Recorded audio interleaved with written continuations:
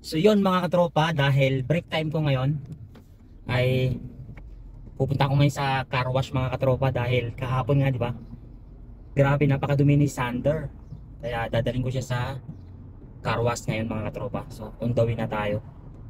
Dahil meron akong 2 oras lang na break time mga katropa. So after noon ay babalik na ako sa trabaho ko ulit.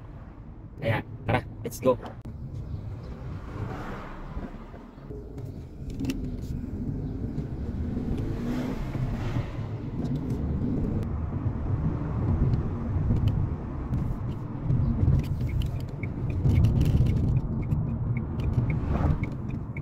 Ako, may pila.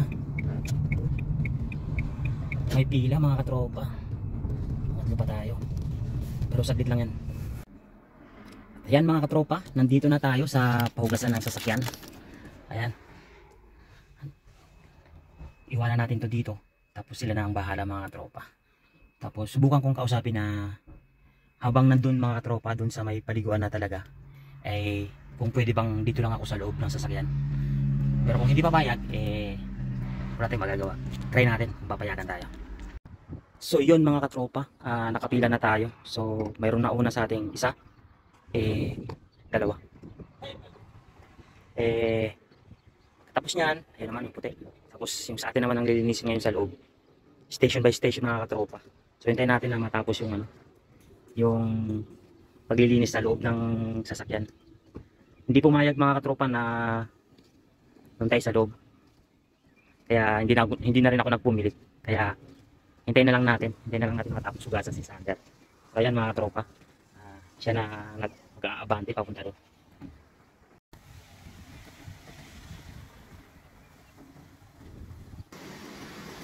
So yun mga katropa, binubomba na si Sander. Lakas ang pressure ng ano niya mga katropa. Ang hugas niya. Lakas. Talagang tanggal yung pang ano niya, mga nakasilip na putik mga katropa. Nawa hindi umulan bukas. Tsaka itong linggo, hanggang matapos itong linggo na ito mga katropa, para medyo matagal-tagal naman yung mananatiling makinis si Sander.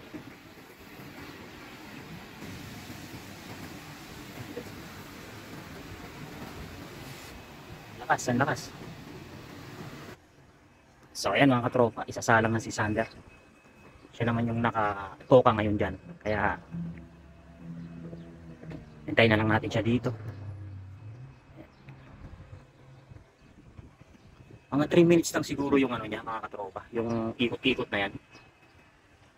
Tingnan natin na kung ilang minuto yan. Galing din mga katropa, nakaprogram na siya eh. Kasi yung tapat ng sa baba, yung sa gulong niya ay saktong-sakto din eh. So hindi naman magkaparehas yung mga sasakyan na nagpupunta dito. Ay sakto. Siguro nakaprogram na yun kung anong makina. Siguro tinatype niya na kung itong tatak ng makina. Nakasalang. Yan.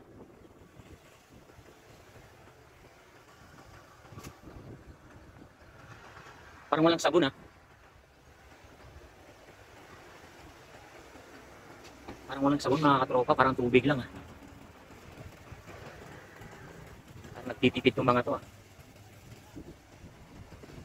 Lagay nyo kayang Tide.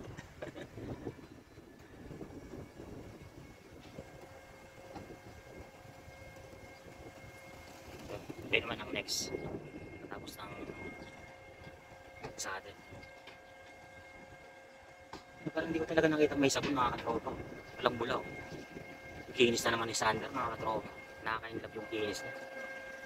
Mga gusto kong sa mga sasakyan. Kahit yung motor pa lang ang gamit ko dati mga katropa sa Pilipinas, ay talagang hindi mo makikitang madumi yung motor ko mga katropa. Talagang lagi makinis siya.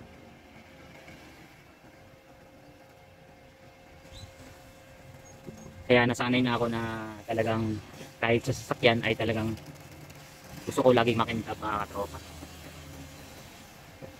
Tapos na agad. Tapos na agad yan mga katropa. Isang ganun lang.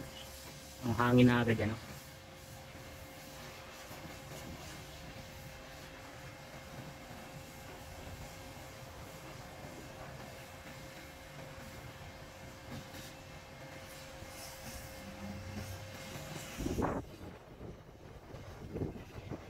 Hangin na agad, di ba? Ang bilis mga katropa. isang daanan lang. Tapos wala pa ako nakitang bula. O talagang ganoon lang ang ano nila. Walang bulada.